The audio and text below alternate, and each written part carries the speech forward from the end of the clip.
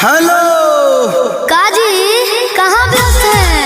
हम तो लगातार लगन में मस्त है। रखा फोन रखा। अरे अरे अरे हेलो। ओहो चुप रहो दो मुड़ो पे मिलो। अरे सब जूस पिया दे, लेकिन अभी ट्रेंडिंग में पूरी दुनिया चलाता है। झोरे दे बिहारमस्ती.in हमरा बुझा था के घरी का कर दो। बिजी होके के पूछो ना रीजन सोना, देखो शादी के चलता सीजन सोना। कल संतोषवा की शादी रहे, आज मंतोषवा के बाद।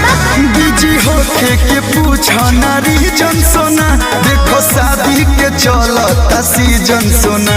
साला लगन लगे की झेला दी बाबू खेलेगा फ्री फायर खेलेगा ना मनबे। खेलेगा लोग के तो दुनिया हम तो होता है लादी हमारा जान फ्री फायर खेला दी।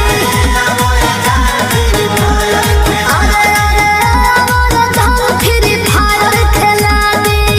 जाना था ना बाबू 5 मिनट बाद खेलेगा 5 मिनट बाद खेलेगा।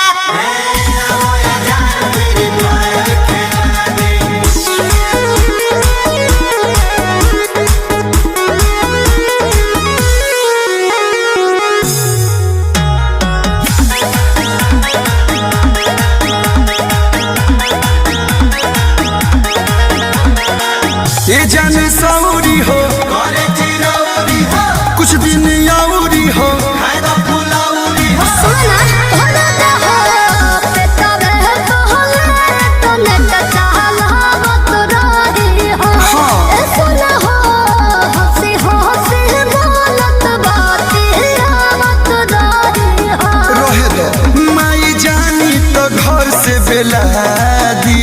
बाबू खेलेगा फ्री फायर खेलेगा ये कौन है जो बार बार मुझे फ्री फायर खेलने के लिए उकसा रहा है? खेलेगा अरे लोग ते दुनिया में तो होता है लादी हमारा जान फ्री फायर खेला दी। हमारा जान फ्री फायर खेला दी। खेलेगा खेलवा ये के मन बेकार है। खेल लीजिए।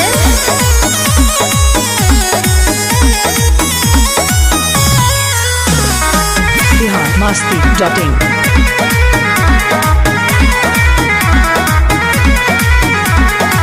कुछ दिन पहले ही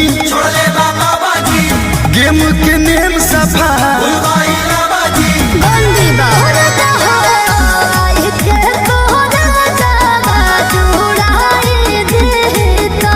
ए सुना हो बादा दाम गाना उड़ाई देता। कलू कसियप बात फैला दी। खेलेगा अरे खेलब लेकिन तू चुप रहो। खेलेगा बोलबा तो मारब लहू फेंके लगबा। लोग ते दुनिया में तो होता है लादी हमारा जान फ्री फायर खेला दी। सुनो हमारा जान फ्री फायर खेला दी। खोल दे तनी नेट हो जाए जो फ्री फायर पे से। खेलेगा फ्री फायर खेलेगा खेलेगा। बिहारमस्ती.in हेलो फ्रेंड अजय डांस में आप सभी का स्वागत करती हूँ। आप सब कैसे उम्मीद करते हैं सब बहुत ही अच्छे रहिए, स्वस्थ रहिए, मस्त रहिए, अपने काम में व्यस्त रहिए। जल्दी से जरूर बताइए कैसे हैं कैसे नहीं कमेंट में, और मेरा वीडियो जरूर से जरूर देखिए। मैंने बहुत ही प्यारा सॉन्ग की वीडियो बनाया है और आप सब देखिएगा जरूर पूरा लास्ट तक, और कैसा लगता है कैसा नहीं जरूर बताइएगा।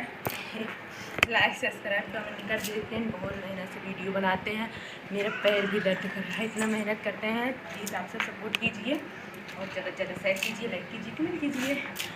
बाय बाय, फिर मिलते हैं किसी नेक्स्ट वीडियो में। तब तक के लिए बने रहिए मेरी वीडियो में, अपना ख्याल रखिए। जय हिंद जय भारत।